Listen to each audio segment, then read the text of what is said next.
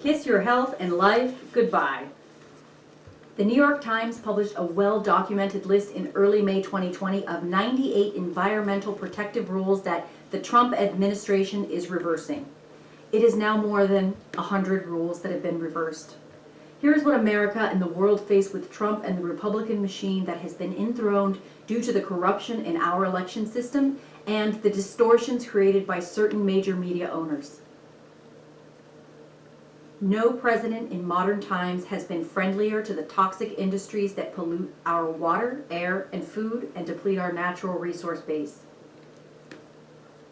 Trump's recent decision to not set legal limits on dangerous chemicals in drinking water is one of his many kill Americans policies. This, along with his USDA appointments putting no limits on horribly cruel and polluting confined animal feeding operations, welcome to increased cancer and other health problems with decreased opportunities to escape.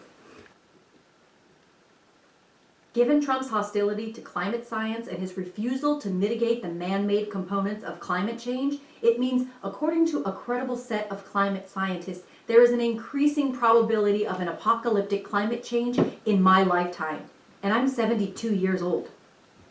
According to these scientists, who are experts in the release of methane hydrate in the Arctic, the release is increasing. The likely cause of the mass extinction 250 million years ago, in which 90% of all species died off, was rapid release of methane via methane hydrate under the ice pack.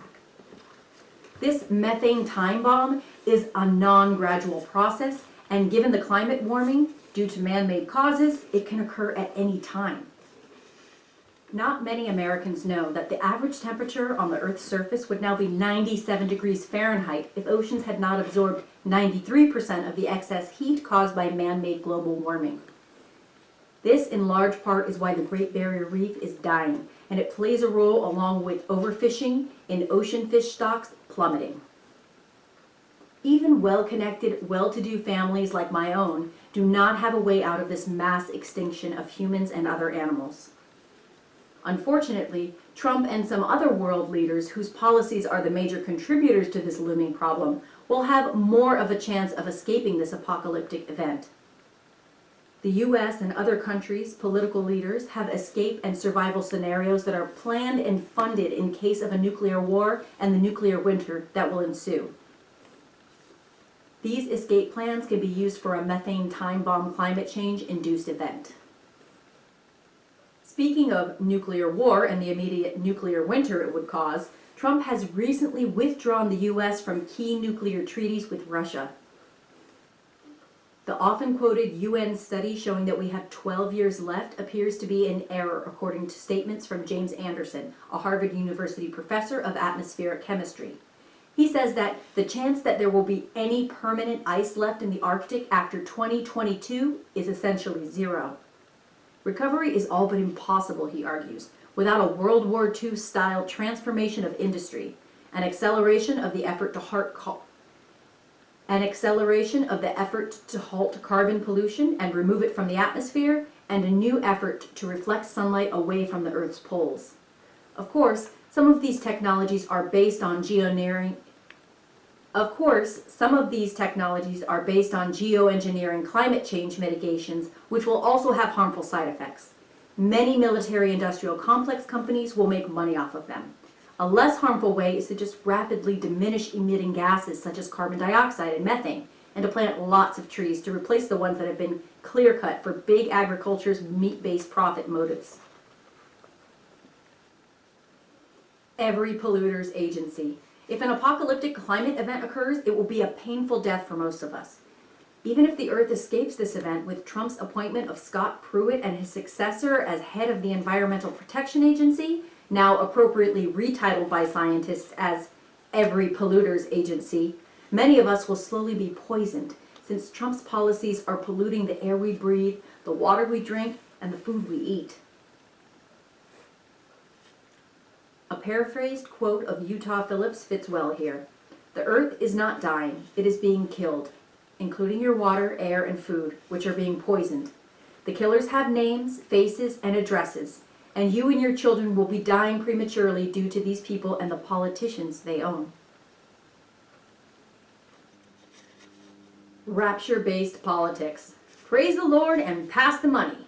Some progressive pundits believed the investigations of Trump and the impeachment attempt might save the day.